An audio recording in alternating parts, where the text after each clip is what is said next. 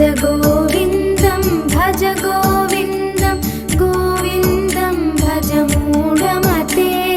सम्प्राप्ते सन्निहिते काले नहि नहि रक्षति दुःखिन्करणे मूढजहीहि धनगमतृष्णं कुरु सद्बुद्धिं मनसि वितृष्णं यल्लभसे निजकर्मोपात्तं वित्तं तेन विनोदय चित्तम्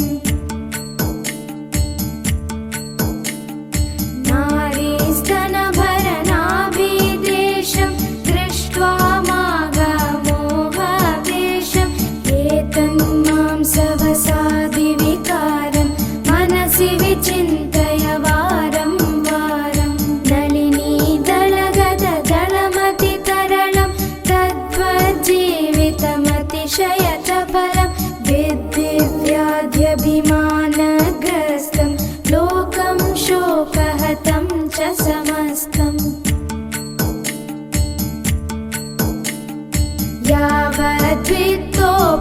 यावद्वित्तोपार्जनसक्तः तावन्निजपरिवारो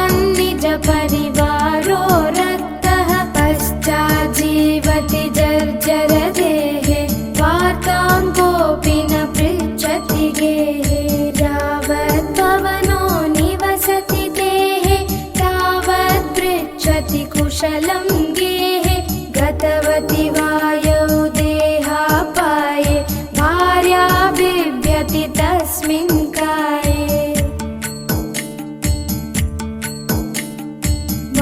बालस्तावत् क्रीडासक्तः तरुणस्तावत् तरुणीसक्तः वृद्धस्तावत् चिन्तासक्तः परमे ब्रह्मणि कोऽपि न सक्तः काते कान्ता कस्ते पुत्रः संसारोऽयमतीव विचित्रः कस्य त्वं कः कुत आयातः तत्त्वं चिन्तय तदिह भ्रातः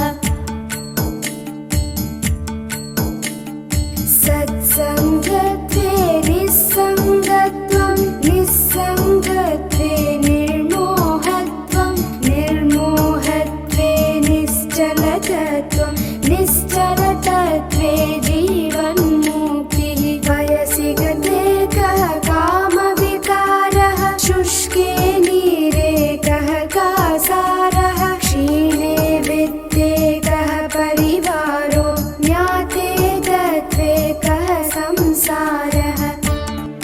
मा कुरु धनजन यौवनगर्वं हरति निमेषात् कालः सर्वं मायामयमिदमखिलं बुद्ध्वा ब्रह्मपदं त्वं प्रविश विदित्वा विनयामिन्यौ सायं प्रातः शिशिरवसन्तौ पुनरायातः कालः क्रीडति गच्छत्यायुः तदपि न मुञ्चत्याशावायुः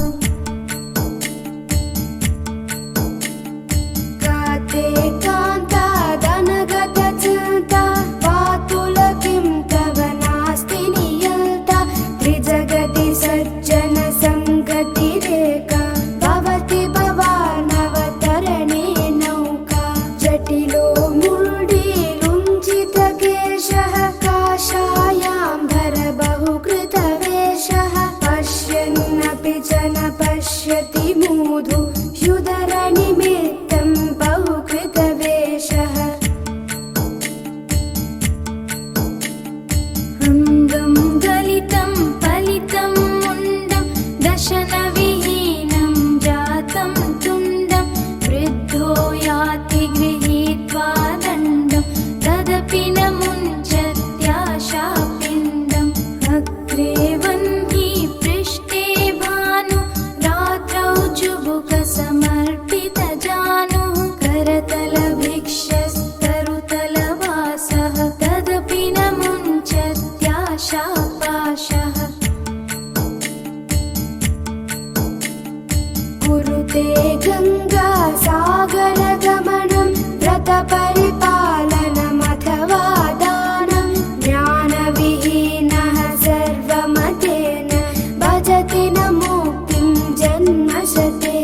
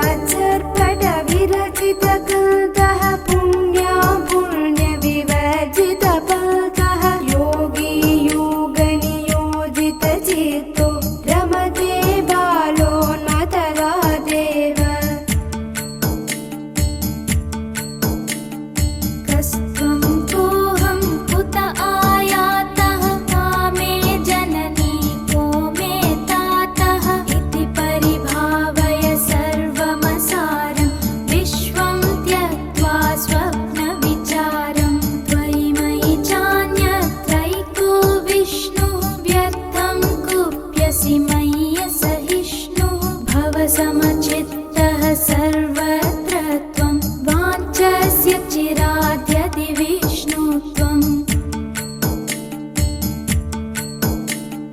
शत्रौ मित्रे पुत्रे बन्धौ मा कुरु यत्नं विग्रहसन्दौ सर्वस्मिन्नपि पश्यात्मानं सर्वत्रोऽस्त्रिजभेदज्ञानं कामं क्रोधं लोभं मोहं त्यक्त्वात्मानं पश्यति सोऽहम् आत्मज्ञानविहीना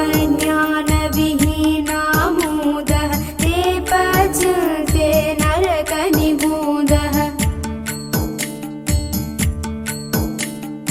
ध्येयं गीता नाम सहस्रं ध्येयं श्रीपतिरूपमजस्रं ध्येयं सज्जनसङ्गे चित्तं ध्येयं दीनजनाय च वित्तं सुखतः क्रियते रामाभोगः पश्चादन्तशरीरे रोगः यद्यपि लोके मरणं शरणं तदपि न मुञ्चति पापाचरणम् अर्थमनर्थं भावय नित्यं नास्ति ततः सुखलेशः सत्यं पुत्रादपि धनभाजां भीतिः सर्वत्रैषा विहिता रीतिः प्राणायामं प्रत्याहारं नित्यानित्यविवेकविचारं चाप्यसमेतसमाधिविधानं कुर्ववदानं मदवदानम्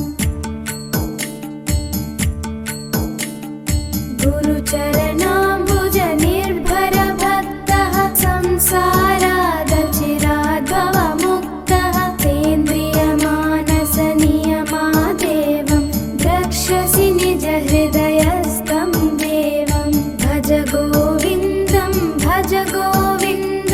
गोविन्दं भज मूढमते सम्प्राप्ते सन्निहिते काले नहि रक्षति दुःखिन्